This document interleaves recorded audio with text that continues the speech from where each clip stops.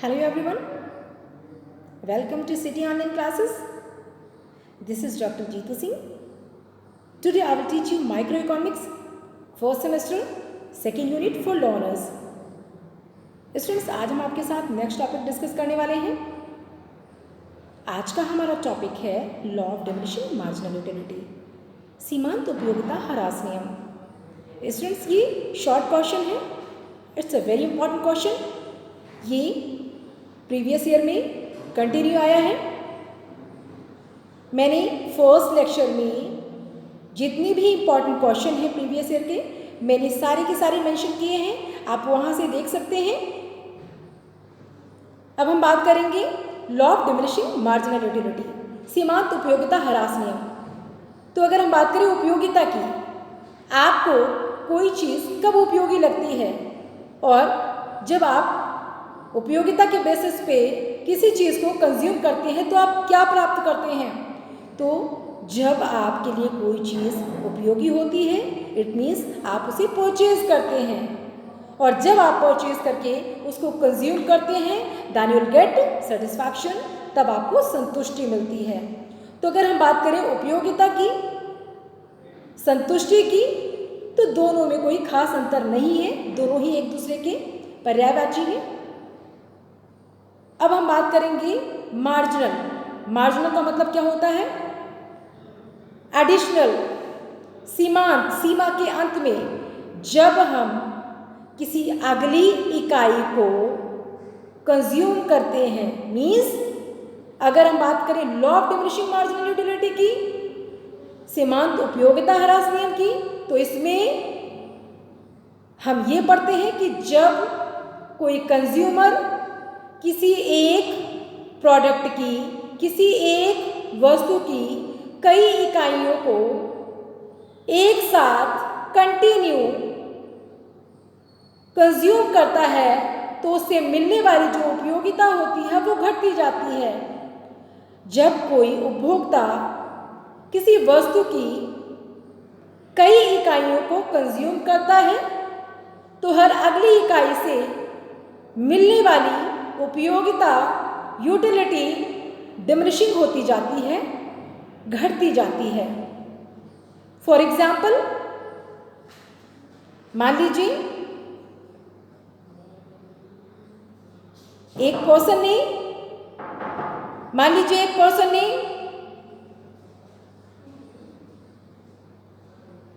रसगुल्ले के 4 यूनिट लिए, मीन्स 4 रसगुल्ले कंज्यूम करने के लिए लिया. उसे भूख भी लगी है. जब वो पहला कंज्यूम करता है तो उसे उपयोगिता ज़्यादा मिलती है, ज़्यादा यूटिलिटी उसे प्राप्त होती है. जब वो दूसरा रसगुल्ला कंज्यूम करता है तो उसे यूटिलिटी थोड़ी कम मिलती है. और इस तरह से जैसे जैसे कंज्यूमर अगली इकाई को कंज्यूम करता है, मार्जिनल यूटिलिटी डिमिनिशिंग होती जाती है, सीमांत उपयोगिता घटती जाती है. Introduction. When a consumer consume a particular commodity continuously, then the utility derives from each successive unit goes on diminishing. इसका मतलब क्या है कि जब कोई प्रोड्यूसर किसी कमोडिटी की अगली इकाई को कंज्यूम करता है, हर अगली इकाई से मिलने वाली उपयोगिता डिमिनिशिंग होती है, घटती जाती है, डिक्रीजिंग ऑर्डर में होती है. इसके कुछ assumptions हैं. assumptions ऑफ मार्जिनल यूटिलिटी या diminishing marginal utility. First, all the units of commodity must be same in all respects. कहने का मतलब ये है कि कंज्यूमर जो भी कमोडिटी कंज्यूम कर रहा है, सारी यूनिट एक जैसी होनी चाहिए. अगर वो रसगुल्ले यूज़ कर रहा है तो सारे रसगुल्ले एक शेप में होने चाहिए, एक साइज में होने चाहिए, टेस्ट भी उनका एक होना चाहिए. और इस तरह से कोई भी कमोडिटी जो यूज़ की जाती है, उसके सारे के सारे यूनिट बराबर होने चाहिए, इक्वल होने चाहिए. The unit of the goods must be standard in size. कहने का मतलब ये है कि कंज्यूमर जो भी कमोडिटी यूज़ कर रहा है उसके हर यूनिट एक स्टैंडर्ड साइज का होना चाहिए। स्टैंडर्ड साइज मीन्स एक एवरेज साइज होना चाहिए, ना साइज बहुत बड़ा हो और ना ही साइज बहुत छोटा होना चाहिए। इस तरह से एक एवरेज साइज और एवरेज साइज को सारी यूनिट में कवर करना चाहिए। Next, there should be no change in taste during the process of consumption. कहने का मतलब ये है कि कंज्यूमर जो भी कमोडिटी कंज्यूम कर रहा है उसके टेस्ट में कोई चेंज नहीं होना चाहिए। ऐसा नहीं होना चाहिए कि एक यूनिट का टेस्ट कुछ और है, दूसरी का कुछ और, तीसरी का कुछ और। टेस्ट वाइज भी सारे के सारे यूनिट सेम होने चाहिए। और इस तरह से बात करें कंज्यूमर के टेस्ट की तो उसका टेस्ट या उसकी रुचि भी, उसमें भी कोई वेरिएशन नहीं होना चाहिए। कैसे?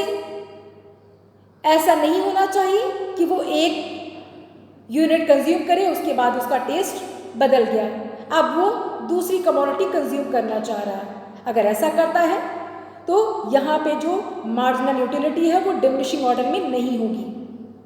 Next, there must be continuing consumption. जो भी कंजम्पशन कंज्यूमर के द्वारा की जा रही है उसमें कंटिन्यूटी होनी चाहिए। लगातार चीज़ों को, लगातार यूनिट को कंज्यूम करना चाहिए। अगर वो ऐसा नहीं करता है तो सीमांत उपयोगिता डिमिनिशिंग नहीं होगी। कैसे? मान लीजिए एक रसगुल्ला वो अभी खा रहा है, एक रसगुल्ला 3 घंटे के बाद खा रहा है, अगला 10 घंटे के बाद खा रहा है। इट मीन्स उसके कंजम्पशन में गैप हो गया। तो ऐसी सिचुएशन में उसे फिर से भूख लगाएगी और उसे यूटिलिटी बढ़ती हुई मिलेगी। और ऐसी सिचुएशन में जब गैप होगा तो मार्जिनल यूटिलिटी डिमिनिशिंग नहीं होगी। There should be no change in the price of the substitute goods. यहाँ पे सब्स्टिट्यूट गुड्स मीन्स स्थानापन्न वस्तुओं के मूल्य में भी कोई चेंज नहीं होना चाहिए। Only one commodity must be consumed at a time. एक समय पर कंज्यूमर के द्वारा एक ही वस्तु की कई इकाइयों को कंज्यूम करना चाहिए। अगर ऐसा करता है तो मार्जिनल यूटिलिटी डिमिनिशिंग होगी और ये लॉ एप्लीकेबल होगा। Income must be constant. जो भी कंज्यूमर चीज़ों को कंज्यूम कर रहा है उसकी इनकम भी कांस्टेंट मानी जाती है। नेक्स्ट, नो सब्स्टिट्यूट और complementary be introduce.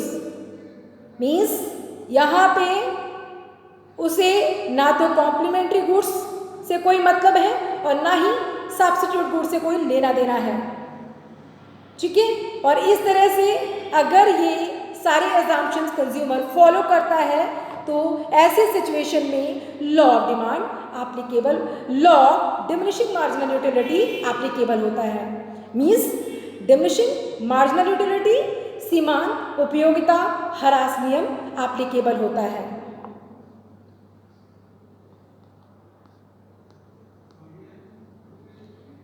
Next, explanation इसका दिया हुआ है।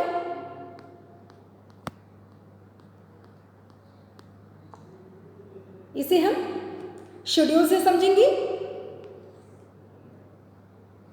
देखिए, क्वांटिटी गिवन है, देन टोटल यूटिलिटी गिवन है, देन मार्जिनल यूटिलिटी गिवन है। अब बात करेंगे कि कुल उपयोगिता क्या होती है, मार्जिनल यूटिलिटी क्या होती है, कैसे निकालते हैं। सीमांत उपयोगिता, जब सीमांत उपयोगिता का सबसे पहले फॉर्मूला पता होना चाहिए। क्या होगा? MU इज इक्वल, आपका मार्जिनल यूटिलिटी का फॉर्मूला क्या होगा? mu is equal to TUN minus TUN minus 1 and total utility TU is equal to sigma mu। अब यहाँ पे अगर हम बात करें मार्जिनल यूटिलिटी की, तो मार्जिनल यूटिलिटी कैसे प्राप्त होगी? जब हम नेक्स्ट नंबर को पहले वाले नंबर से माइनस करेंगे तो हमें मार्जिनल यूटिलिटी प्राप्त होती जाएगी।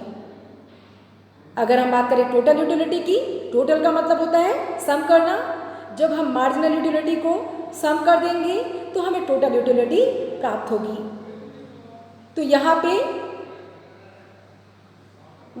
जब कोई कंज्यूमर पहली इकाई को कंज्यूम करता है तो उसकी टोटल यूटिलिटी 10 है, मार्जिनल यूटिलिटी भी 10 है, लेकिन जब वो दूसरी करता है तो टोटल यूटिलिटी तो बढ़ेगी। क्यों? क्योंकि मार्जिनल यूटिलिटी को सम करने से टोटल यूटिलिटी प्राप्त होती है। तो हम देख पा रहे हैं यहाँ पे जब वो कंज्यूमर दूसरी यूनिट कंज्यूम करता है तो मार्जिनल यूटिलिटी 8 होगी, तीसरी करता है तो 6 होगी, चौथी करता है तो 4 होगी, अगर पांचवी करता है तो मार्जिनल यूटिलिटी 2 होगी, और इसके बाद भी अगर वो कंटिन्यू करता है तो मार्जिनल यूटिलिटी एक टाइम पे 0 होगी, उसके बाद नेगेटिव हो जाती है। फॉर एग्जाम्पल, मान लीजिए एक पर्सन है जिसके रोटी खाने की कैपेसिटी कितनी है? 5 है, 5। यहाँ पे देख पा रहे हैं वो 5 रोटी तक खा सकता है, उसकी भूख सिर्फ 5 रोटी की है। तो जब वो पहली रोटी खाता है, क्योंकि वो भूखा है, तो पहली रोटी से उसको मार्जिनल यूटिलिटी ठीक मिलेगी, बढ़ेगी। उसके बाद हर अगली इकाई से उसको मार्जिनल यूटिलिटी घटती हुई मिलेगी। अब दूसरी खाता है तो 8 मिलता है, तीसरी खाता है तो 6 यूटिलिटी मिलती है, चौथी खाता है तो 4, पांचवी खाता है तो 2। उसके बाद भी उसे अगर इंसिस्ट किया जाता है, बाध्य किया जाता है किसी रोटी खाने के लिए कंज्यूमर को, तो वो खा तो लेता है लेकिन अगली रोटी के लिए थोड़ा सा जगह रखता है। इट मीन्स उसे यहाँ पर 0 सेटिस्फैक्शन मिलेगा। लेकिन उसके बाद भी अगर वो इंसिस्ट करके उसे कंज्यूम करने के लिए कहा जाता है तो उसे प्रॉब्लम होगी। कैसे?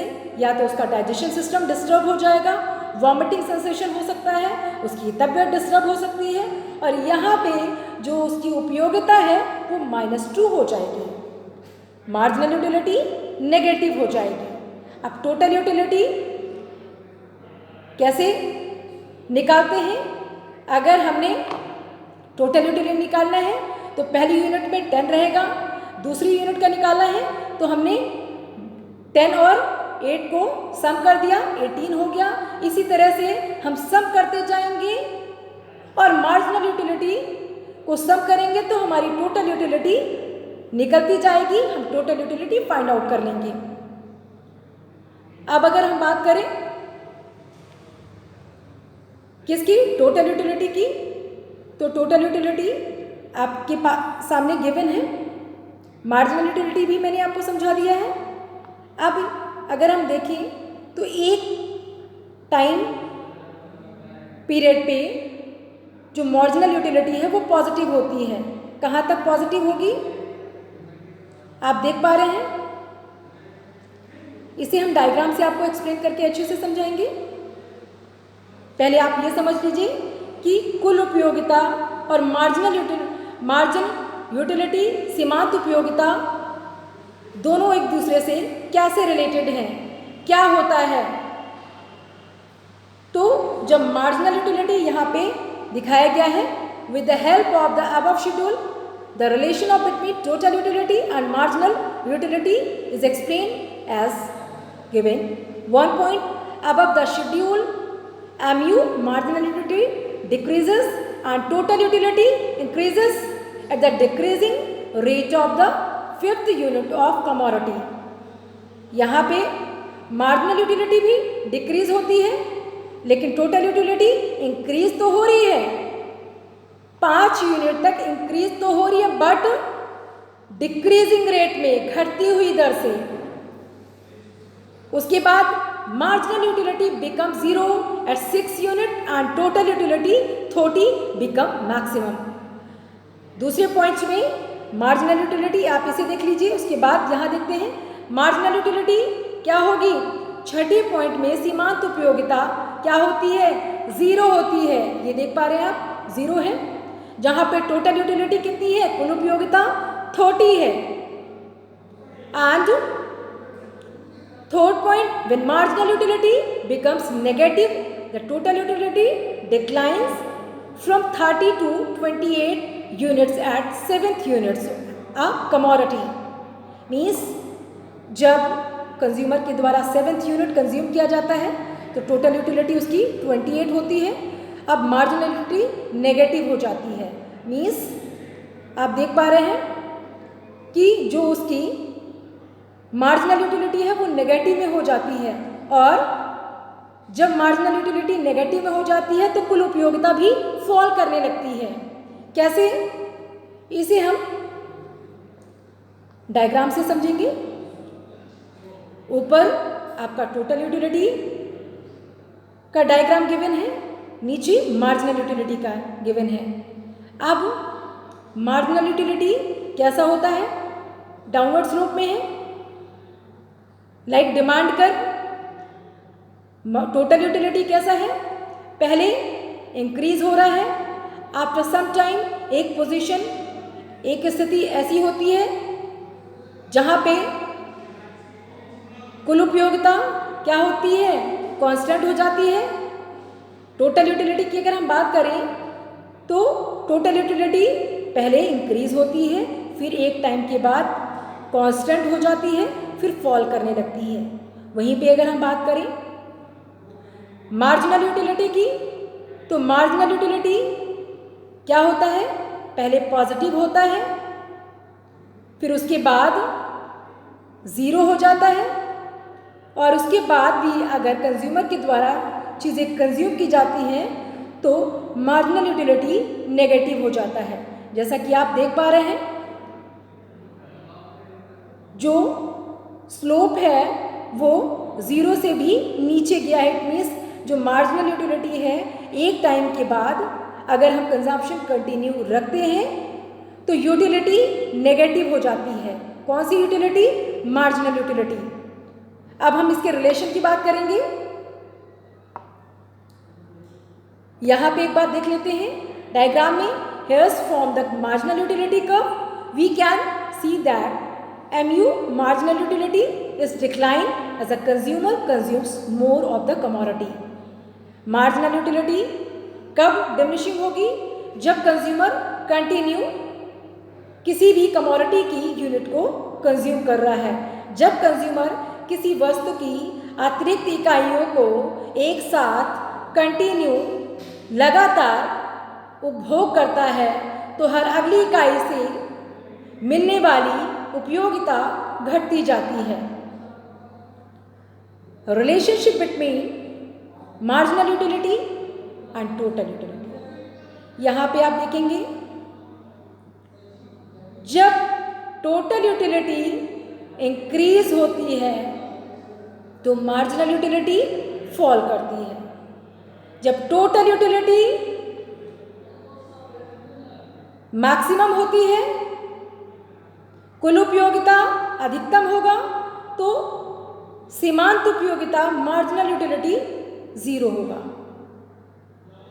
जब टोटल यूटिलिटी कुल उपयोगिता फॉल करती है तो मार्जिनल यूटिलिटी क्या होगी, नेगेटिव होगी, जैसा कि डायग्राम से एक्सप्लेन है। जब यहाँ पे ये ऊपर आपका टोटल यूटिलिटी गिवन है, जब टोटल यूटिलिटी इंक्रीज कर रहा है तो यहाँ पे नीचे देखेंगे मार्जिनल यूटिलिटी फॉल कर रहा है। और उसके बाद अगर हम देखेंगे जहाँ पे मैक्सिमम सेटिस्फैक्शन लिखा हुआ है वो पॉइंट कंज्यूमर का सेटिस्फैक्शन पॉइंट है, और इस पॉइंट पे टोटल यूटिलिटी मैक्सिमम होती है। वहीं पे अगर हम बात करें मार्जिनल यूटिलिटी की तो मार्जिनल यूटिलिटी 0 होती है। अगर बात करें थर्ड स्टेज की तो तीसरी अवस्था में क्या होता है, टोटल यूटिलिटी फॉल करने लगती है। देख पा रहे हैं आप, टोटल यूटिलिटी का जो कर्व है वो नीचे की ओर झुका हुआ है। It means total utility fall कर रही है और इस सिचुएशन में हम देखेंगे मार्जिनल यूटिलिटी क्या होगी, नेगेटिव होगी। और इस तरह से दोनों के बीच रिलेशन देखने को मिलता है। फिर से हम बात करेंगे मार्जिनल यूटिलिटी क्या होता है, इसे किसने दिया था। इसे प्रोफेसर सबसे पहले एच गोसेन ने दिया था।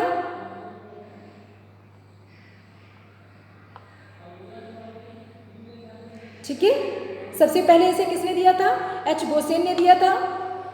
इसे गोसेन्स फर्स्ट लॉ के नाम से भी जाना जाता है। बाद में प्रोफेसर मार्शल ने इसे डेवलप किया था 1890 में प्रिंसिपल्स ऑफ इकोनॉमिक्स में। इसे कार्डिनल यूटिलिटी भी कहा जाता है। कार्डिनल अप्रोचेस के हेल्प से इसे मार्जिनल यूटिलिटी निकाली जाती है। और यहाँ पे डिमिनिशिंग मार्जिनल यूटिलिटी सीमांत उपयोगिता ह्रास नियम का मतलब ये है कि जब कोई कंज्यूमर किसी वस्तु की अगली इकाई का उपभोग करता है तो हर अगली इकाई से मिलने वाली उपयोगिता घटती जाती है। उसके बाद हमने अजम्पशंस की बात की थी। इसके पहले हम एग्जाम्पल लेंगे। मान लीजिए कोई कंज्यूमर है जो वो एक साथ 7 रसगुल्ले प्रेफर कर रहा है। जब वो पहला रसगुल्ला खाता है तो उसे यूटिलिटी 10 मिलती है। उसके बाद अगर खाता है तो उसकी जो मार्जिनल यूटिलिटी है वो डिमिनिश होती जाती है। उसके बाद वो तीसरी खाता है तो उसकी उपयोगिता मार्जिनल यूटिलिटी और डिमिनिश होती है। उसके बाद अगर वो चौथे रसगुल्ले को भी कंज्यूम करता है तो उसकी जो मार्जिनल यूटिलिटी है और घटती जाएगी। और एक टाइम के बाद उसको जो मार्जिनल यूटिलिटी मिल रही है वो क्या होगी, 0 हो जाएगी। जब वो पूरी तरह से सेटिस्फाइड हो जाएगा तो उसके खाने पर भी उसे कोई मार्जिनल यूटिलिटी नहीं मिलेगी। और ऐसी सिचुएशन में उसे मार्जिनल यूटिलिटी 0 होगी उसकी। उसके बाद भी अगर वो कंटिन्यू करता है तो उसकी मार्जिनल यूटिलिटी नेगेटिव होगी। असम्पशंस में हम क्या पढ़ते हैं कि जो भी कंज्यूमर कमोडिटी यूज़ कर रहा है उसका एक स्टैंडर्ड साइज होना चाहिए, ना बहुत बड़ा होना चाहिए ना बहुत छोटा होना चाहिए, एक एवरेज साइज का होना चाहिए। जो कंज्यूमर की प्राइस है, कंज्यूमर की जो इनकम है उसे कांस्टेंट मान लिया जाता है। कंज्यूमर जो भी प्रोडक्ट कंज्यूम कर रहा है उसकी प्राइस को भी कांस्टेंट मान लिया जाता है। Related goods, substitute goods, complementary goods की प्राइस को भी कांस्टेंट मान लिया जाता है। कंज्यूमर के टेस्ट में कोई चेंज नहीं होना चाहिए। कंज्यूमर जो भी कमोडिटी कंज्यूम कर रहा है, जितनी भी यूनिट वो कंज्यूम कर रहा है उनमें कंटिन्यूटी होनी चाहिए। उनका प्रयोग लगातार होना चाहिए। अगर लगातार नहीं होगा तो सीमांत उपयोगिता घटने की बजाय बढ़ने लगेगी। और इस तरह से अगर हम देखें सीमांत उपयोगिता ह्रास नियम मार्जिनल यूटिलिटी की कुछ एक्सेप्शंस की अगर हम बात करें तो मनी में मार्जिनल यूटिलिटी डिमिनिशिंग नहीं होता है। मीन्स ये नियम एप्लीकेबल नहीं होता है। क्यों? क्योंकि जितनी बार आप मनी को प्राप्त करेंगे आपको उससे सेटिस्फैक्शन बढ़ता ही हुआ मिलेगा। और ऐसी कोई चीज़ जो आपको बहुत लाइक है, जैसे अगर कोई नॉवल, कोई ऐसी बुक, कोई ऐसा सॉन्ग, कोई ऐसी मूवी जो आपको बहुत पसंद है, उससे क्या होगा, आप जितनी बार उसे वॉच करेंगे, जितनी बार आप बुक्स को पढ़ेंगे, उस नॉवेल्स को पढ़ेंगे, आपको यूटिलिटी इंक्रीजिंग ऑर्डर में मिलेगी। तो ऐसी वस्तुओं पर भी मांग जो आपका सीमांत उपयोगिता ह्रास नियम है, law of diminishing marginal utility है, वो एप्लीकेबल नहीं होता है। और इस तरह से ये शेड्यूल गिवन है, मैंने अभी आपको एक्सप्लेन किया है। ये फॉर्मूला है टोटल यूटिलिटी। टोटल यूटिलिटी का फॉर्मूला क्या होता है? Total utility is equal to sigma M U. Marginal utility कैसे निकालेंगे?